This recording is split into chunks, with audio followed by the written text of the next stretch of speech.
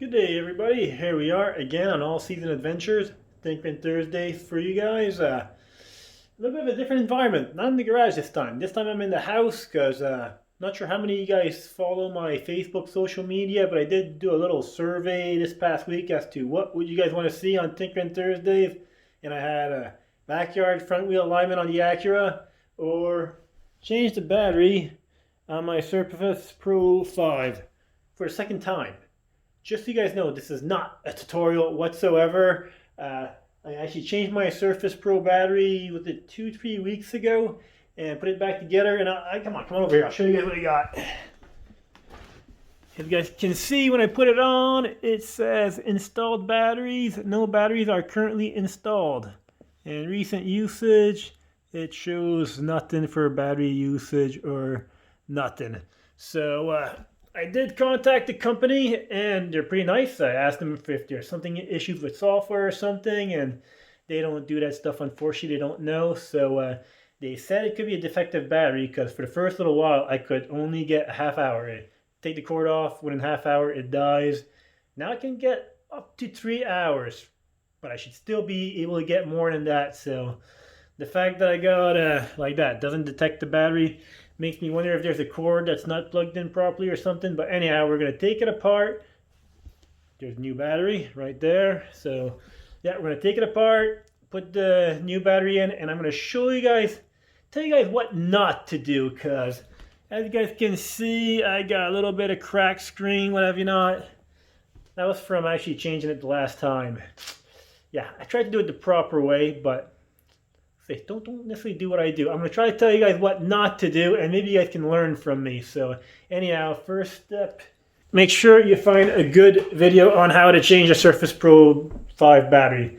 Can take some advice from me, but I'm not responsible for you breaking your tablet, because hey, I'm responsible for breaking mine. So anyhow, without further ado, let's get this show on the road and get started. Cheers.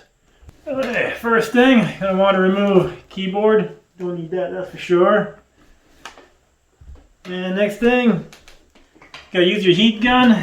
I just use a regular heat gun. Some people have actual heating pads that your tablet falls right into, and it's supposed to heat up. And the goal is you want to melt the glue behind your screen here. And look at that. Be very careful. I'll tell you my experience. I was able to get all this side, that side, no problem.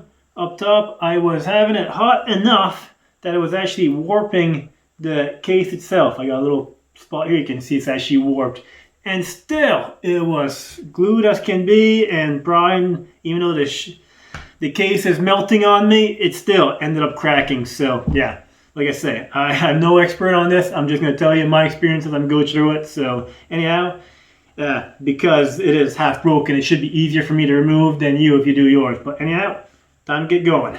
And as you lift the little corners, you'll see I will be putting some of these like guitar picks that came with the kit and slowly be carving it out. So without further ado, let's get to it.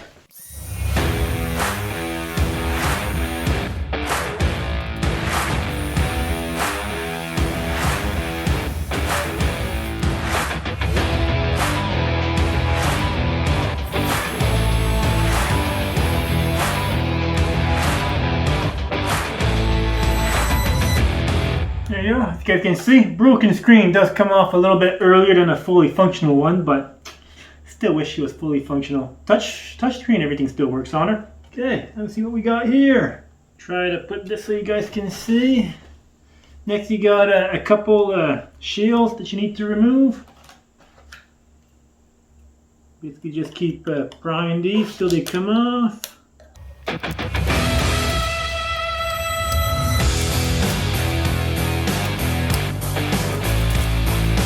There you go, got this one removed.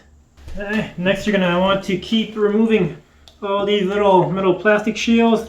I strongly suggest, I know I did the first one with the tweezers, but if you can, try to use plastic tools, because with metal objects you got a better chance of scraping connectors and shorting out stuff. So try to avoid this when you can. Okay, next you're going to need your T4 Torx bit. Stay in place. And then you're going to want to remove this copper thing, pretty much what they call a heat sink apparently. At least that's what the video I'm watching calls it. And then not a bad idea to have a little container to keep all your little tiny little screws in.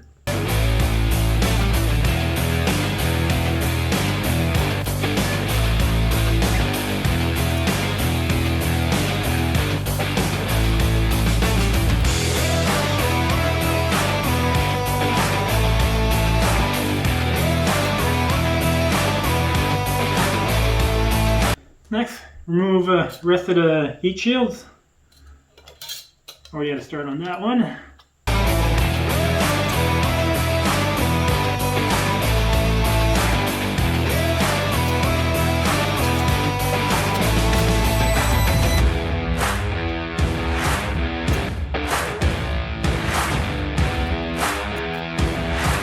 Okay, next you're gonna want to remove your little piece here that holds your camera. Fortunately, mine you can't. I still got glass glued to it, so hopefully yours is a little bit more tighter than this one.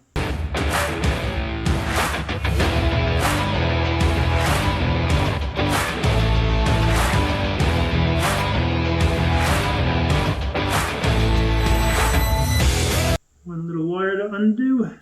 There you go.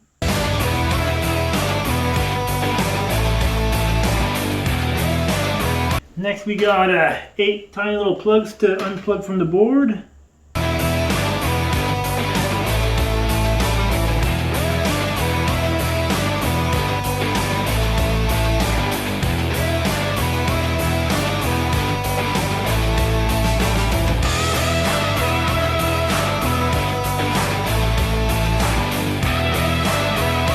Another little thing to be careful with, not too sure how well you can see, but this connector for my right speaker, unfortunately trying to unconnect it, it actually unhooked the whole solder from the board. So that's one thing later on I'm going to have to try to see if we can get connection crazy glued in place and hope for the best. But that's just letting you guys know what could happen to you.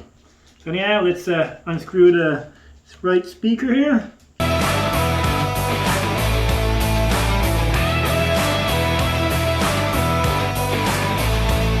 Okay, now you're ready to unscrew all the screws that hold your logic board together, and plus there's a little connector here, right there, can't forget to undo that one, so let's get that removed.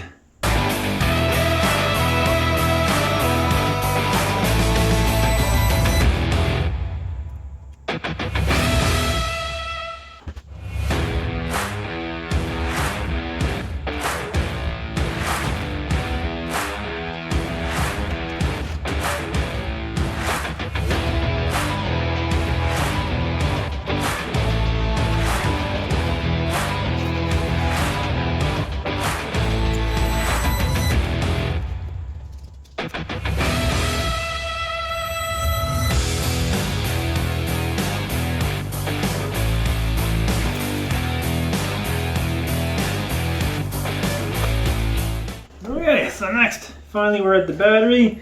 Not gonna lie, second time seems to go a lot quicker than the first time. Still don't know what I'm doing, but still. So anyhow, they recommend that you heat the battery up to melt the glue behind, same as the screen. Mine should go a little bit easier because there's less glue from the first time I removed it. Yeah, I put it on and it was enough to stick it. So anyhow, just gonna heat it up though and then we'll remove it. Oh, before doing that, not a bad idea to grab your new battery and quickly take a quick look and compare that everything seems to match and be similar. In my case, everything seems to be the same, so let's quickly heat this up and remove her.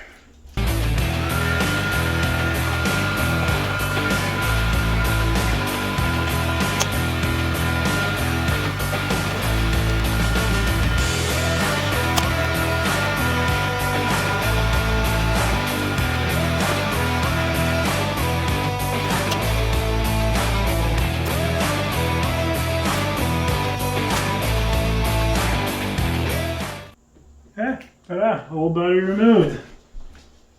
Okay, now with your new battery, you'd think there'd be I'd expect 2 connectors. One connector to make the battery work and one for like your fuel gauge type thing, so it tells you your battery life, but there's actually no real connectors on this thing, so supposed to take your tape off and then put it on here. You can see got our alignment hole right there, and there's a couple little screw notches that fits right perfect in. I'm just going to push everything here, make sure she's nicely seated. Peel this back off, and our battery seems to be solid enough for me. So I'm going to keep pushing on this, make sure everything connects to what we hope it should. And next, put this all back together in reverse order. So I'm not going to explain to you guys step by step. Watch a video of a guy who knows what he's doing. I'll just show you guys all this and fast forward, and then we'll play and see if this works when it comes back together. So let's get that going. Cheers.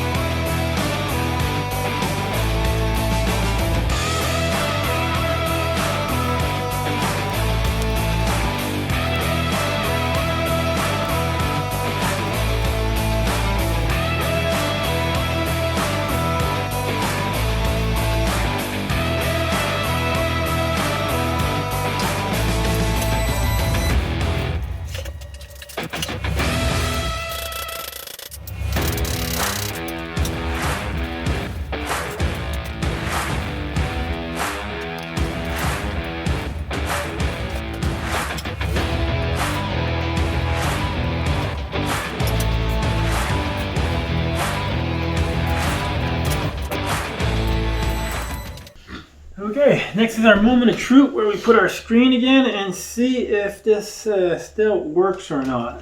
Fingers crossed. No idea if this battery is charged or not. If it turns on battery power without this being plugged in, that'd be something good. One connector plugged in.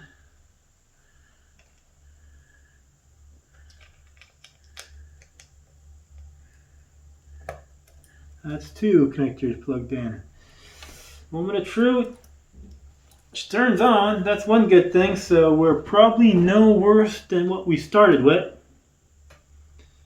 Do you have a battery gauge? Probably not. May have to do some software updates and maybe not. I have no idea. Like I say, don't ask me how to do this stuff. I'm just got no battery gauge. But anyhow, I'm gonna do some more tests on this thing and like that. The only thing you do next is there's a couple little heat shields that you put over those connectors. Put those little doodads on, and then you glue your screen back in place. I'm not going to glue this one for obvious reasons, because if we can get this thing dialed in, we're going to put a new screen in there at some other point. Let me know if you guys want to see that. That might go good. I don't know. And oh yeah, another thing too I'm going to have to do with this tablet is, if I can remove this screen again without breaking it more than what we have broken. Yeah.